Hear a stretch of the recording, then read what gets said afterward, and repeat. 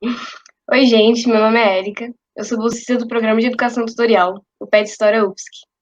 E o nosso programa ele busca trabalhar com os três pilares da universidade, que são o ensino, a pesquisa e a extensão, para a gente conseguir levar a produção de conhecimento para fora dos muros da universidade. Hoje a gente vem com mais um episódio do nosso ciclo de entrevistas 30 minutos de história.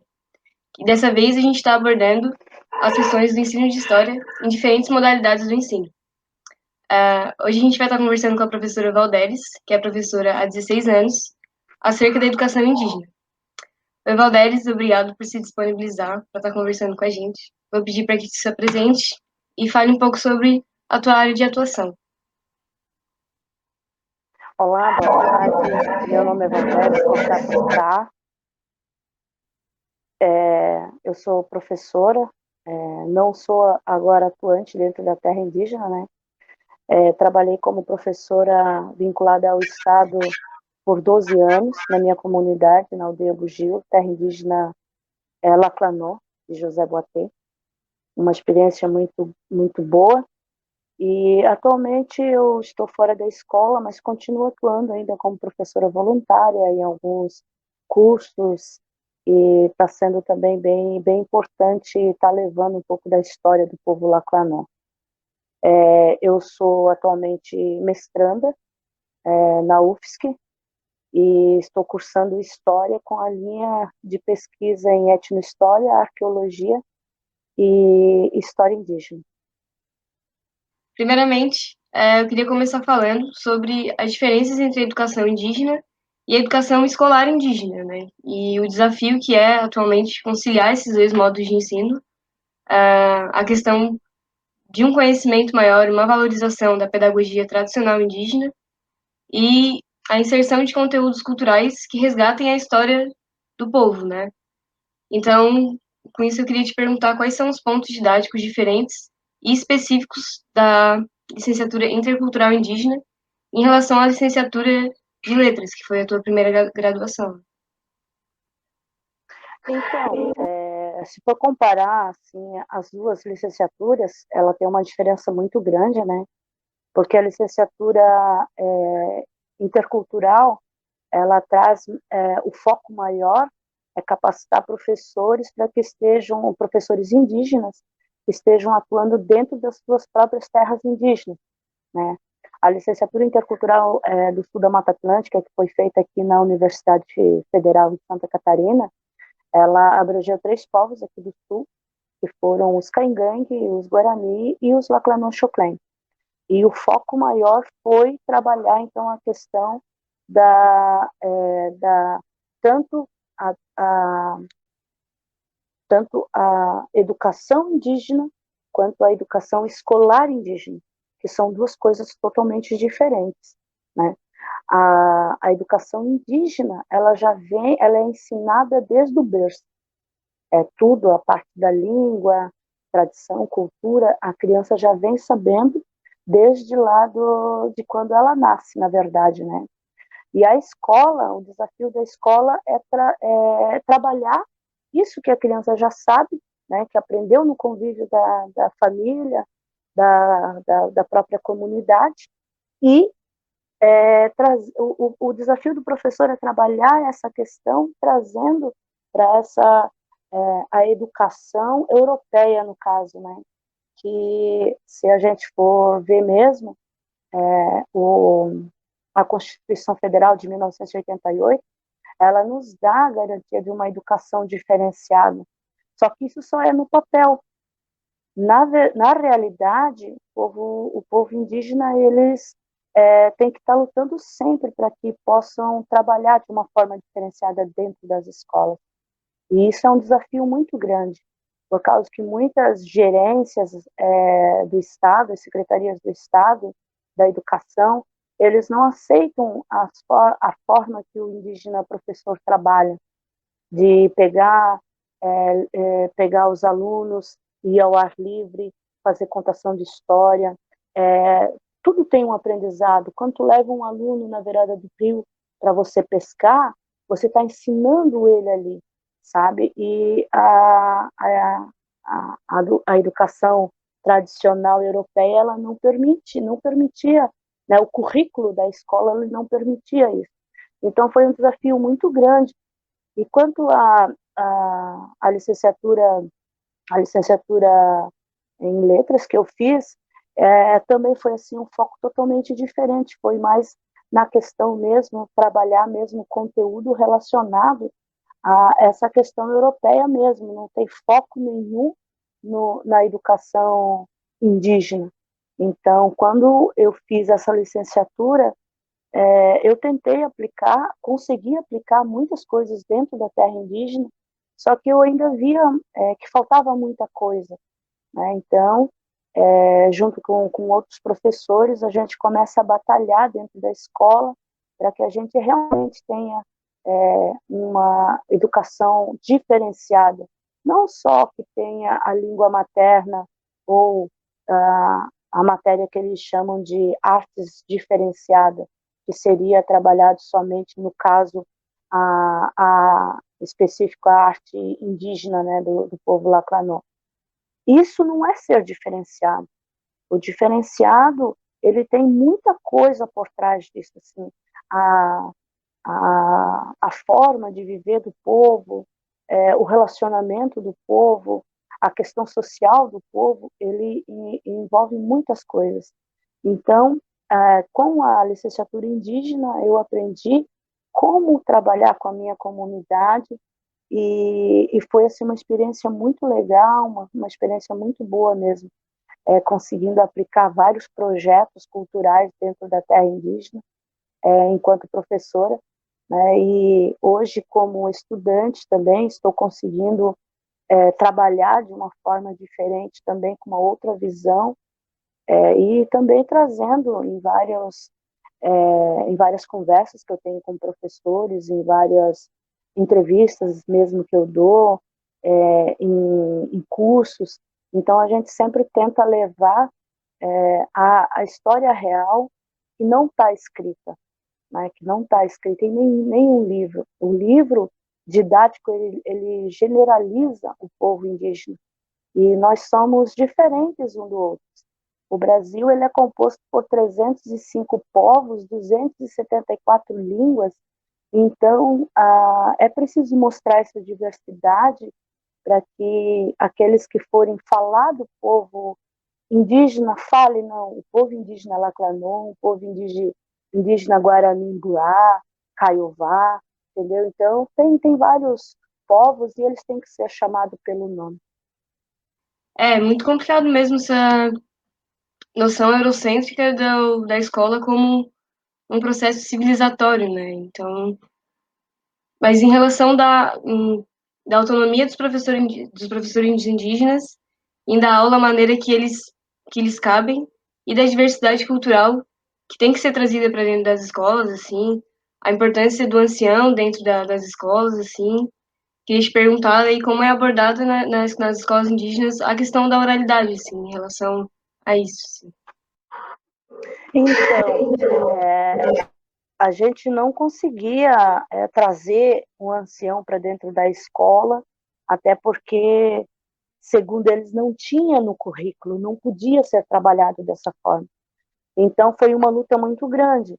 E em 2009, 2006 que a gente começa essa batalha, e a gente consegue, então, implantar dentro da escola os anciões trazendo as histórias indígenas, né?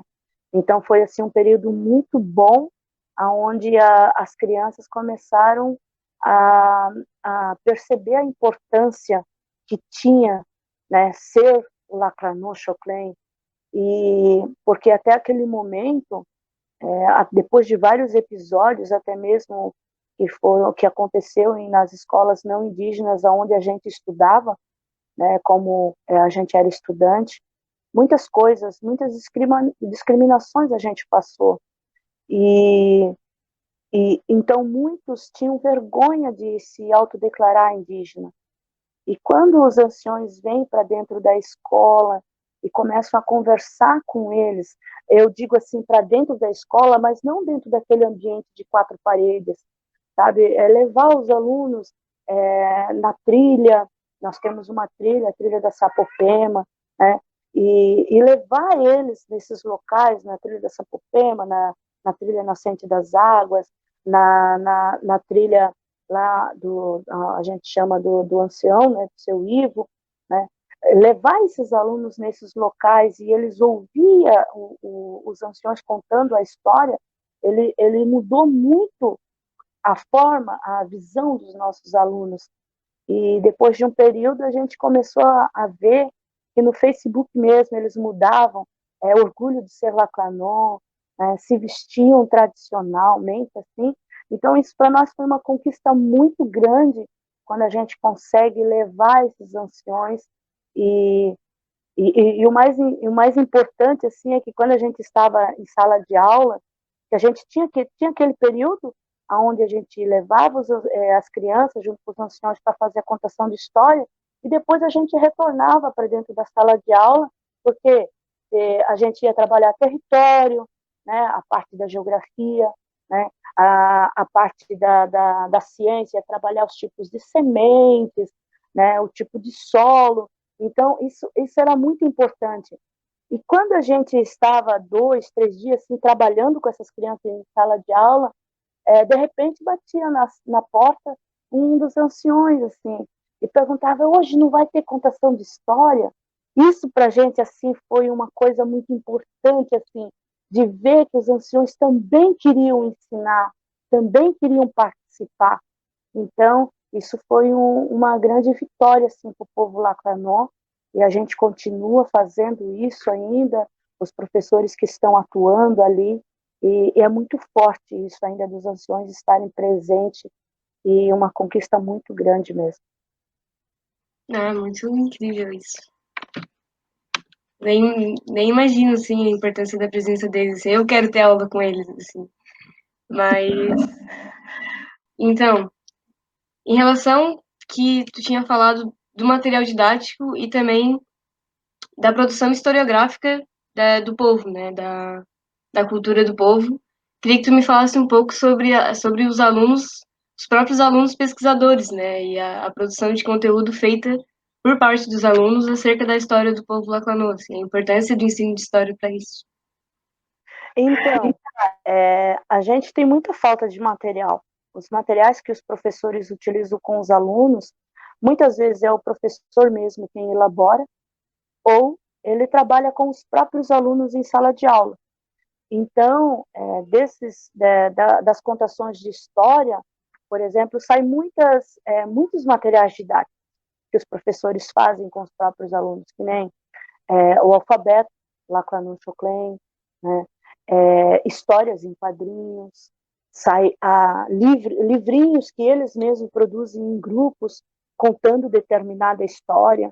Por exemplo, tem a história da Van, né?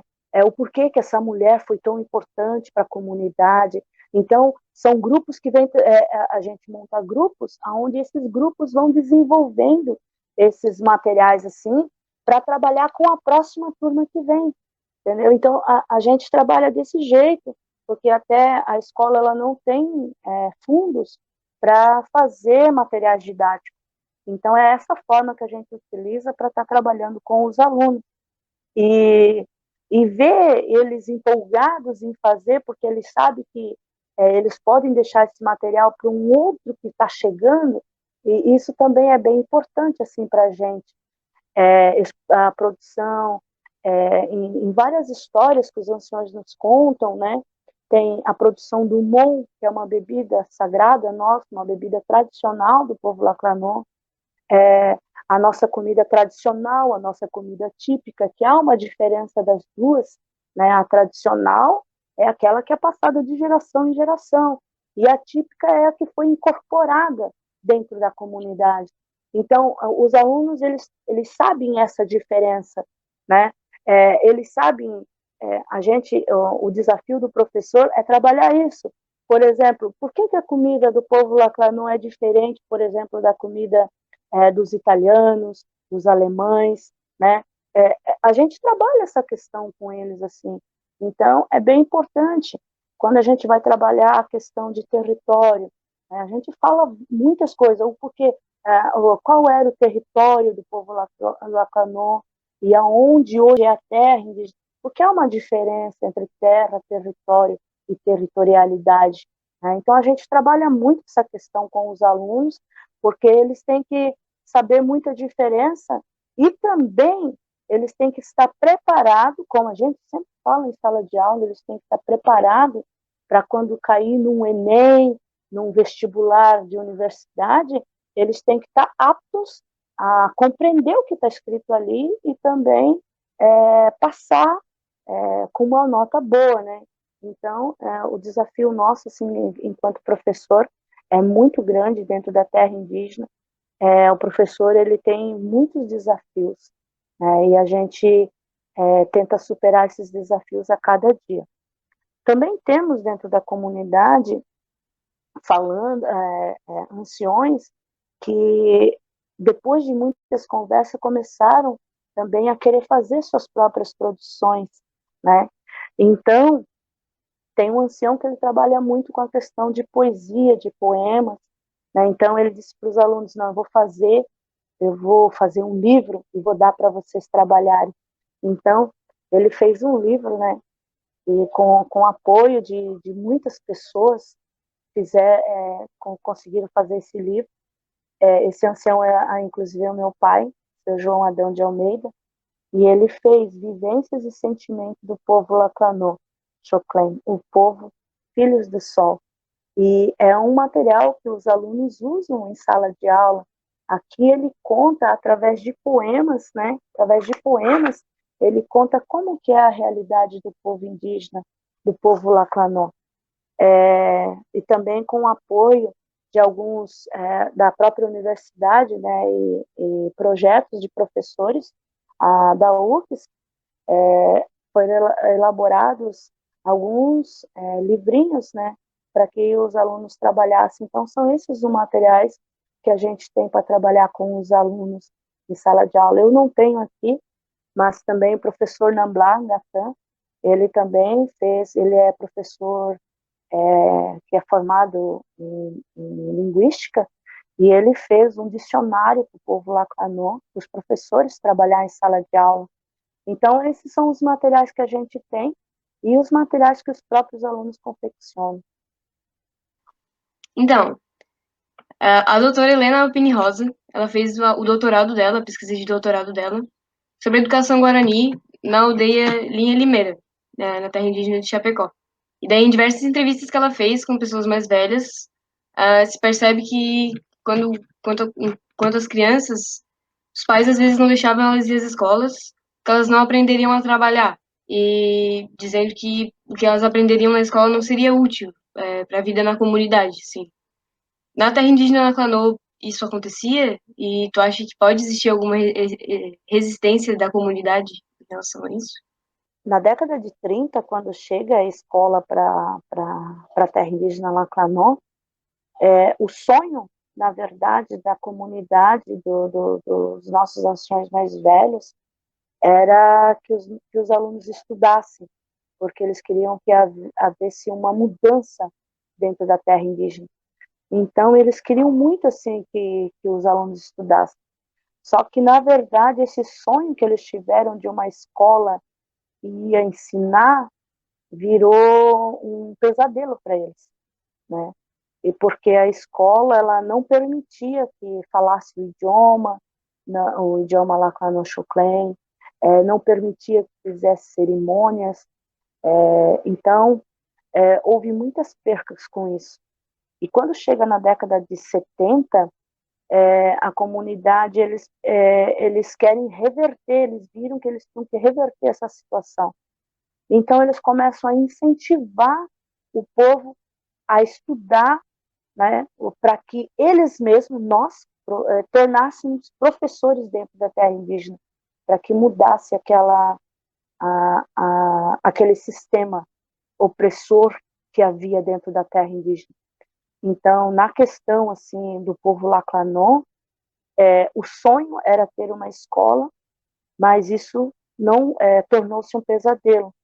Mas depois eles pegam e tornam, na década de 70, eles tornam sonhar novamente com uma escola diferenciada, com uma escola onde eles pudessem colocar seus filhos para que realmente aprendessem tanto a cultura do outro quanto a cultura deles. E eu vejo assim hoje que os nossos anciões tinham uma sabedoria muito grande, porque em várias entrevistas que eu sou uma grande pesquisadora do meu povo, eu gosto muito de sentar com os anciões, de conversar com eles, eu sou muito fã, assim, sabe? E cada vez que a gente sentava, até mesmo com os grupos de alunos, eles sempre diziam assim: vocês têm que estudar, porque vocês têm que ser alguma coisa igual os brancos são, mas vocês não podem agir igual eles agem. Vocês têm que trabalhar para o nosso povo. Né? Eles falam Zul, né? Zul é branco, eles não falam a palavra branco, porque para eles não, a gente não gosta de ser chamado de índio, então a gente também não gosta de chamar o outro de branco, então a gente chama de Zul, né?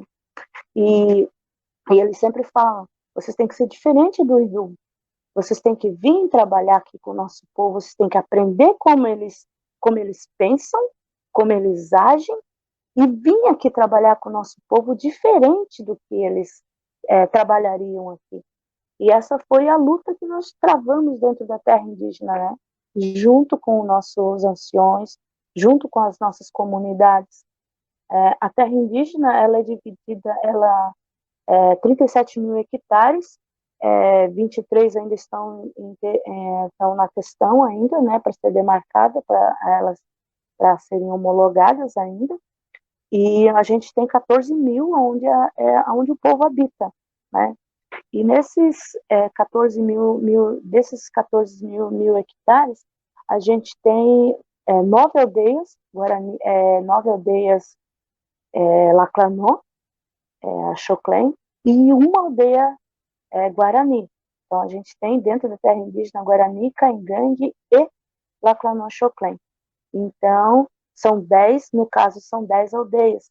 E a gente sempre tenta respeitar a cultura de cada um, não é atropelar, né, para que um respeite o outro. A gente sempre trabalha dessa forma e é muito, muito interessante, assim, trabalhar dessa forma. Assim. Muito bem. Agora, né, em relação que a gente não podia deixar de abordar em relação ao trágico momento que a gente está vivendo, né, da pandemia, e que na educação a gente está passando por um momento que todas as modalidades de ensino estão tentando se adaptar nesse momento de adaptação, com o ensino à distância, ensino remoto excepcional mesmo, né? E eu queria te perguntar como que está sendo esse processo para a educação indígena, né? Que as maiores dificuldades, né, ensinar a história nessas circunstâncias e não está sendo fácil para ninguém. Então, realmente, não está sendo fácil. E o desafio maior, eu creio que nesse caso está também os povos indígenas, né? Dentro da comunidade Laclanó, da terra indígena Laclanó, o desafio é muito grande, porque a gente não tem uma internet boa, nem todos os alunos têm a ferramenta que pode ser utilizada nesse momento, que seria notebook, celular, né, para estarem trabalhando. Então é muito difícil. E a gente vê assim os professores se desdobrando para trabalhar. Você imagina que um professor já trabalha demais, né, já tem uma dificuldade muito grande para estar trabalhando nesse período de pandemia. Você imagina então um professor indígena que não tem condições para trabalhar, não tem nenhuma condição. Então é muito complicado. Mas os professores fazem de tudo. A gente tem um ditado que a gente usa, que é fazer das tripas coração, né? Para estar trabalhando e ajudando esses alunos. Muitos professores utilizam até o próprio WhatsApp, né? Para estar conversando com os alunos, perguntando. Na comunidade tem uma família, as famílias são grandes. Dentro dessas famílias, eu vou dar um exemplo da minha família. Né? Eu tenho 8 irmãos. Meus irmãos têm os seus filhos. eu também tenho meus filhos.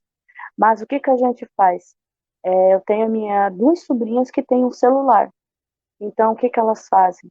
Elas juntam o grupo que estuda dos primos, né?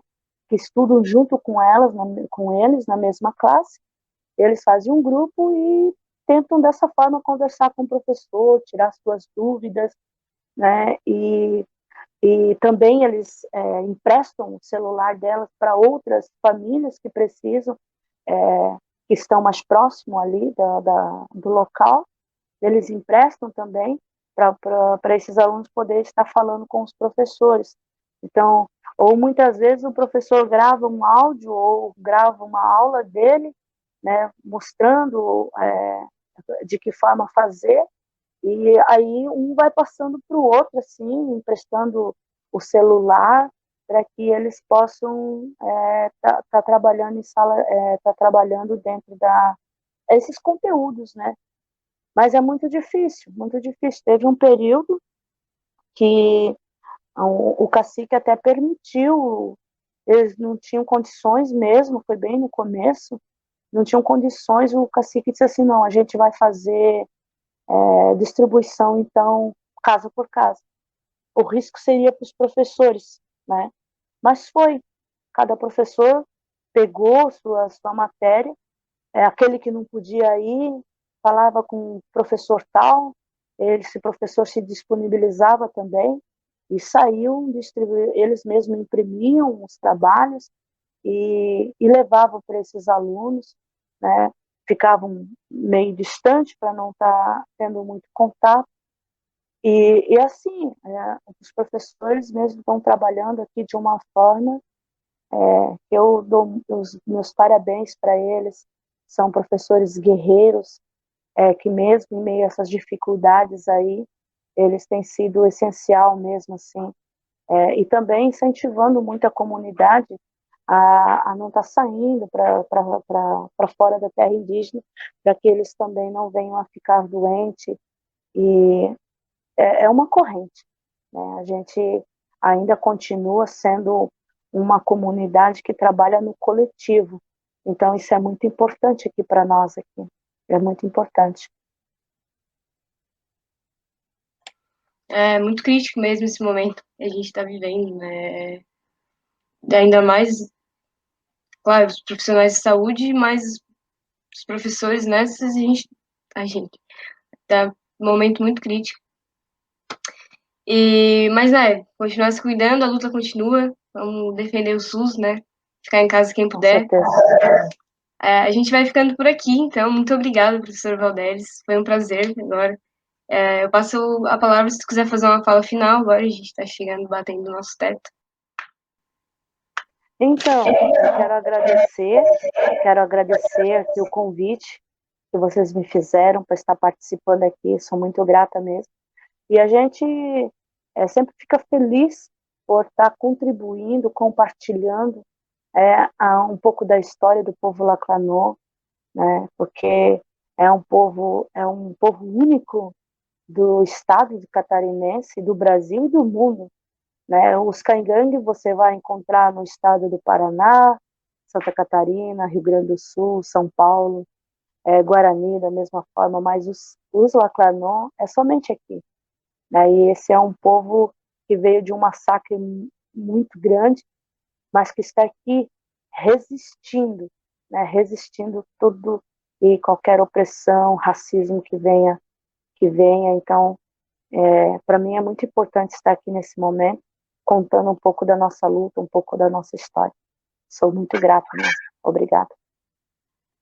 Eu que agradeço, é muito importante pra gente também ter a tua presença aqui.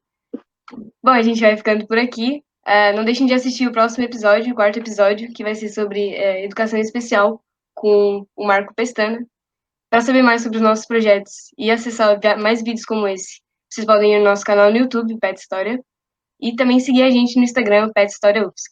E até a próxima!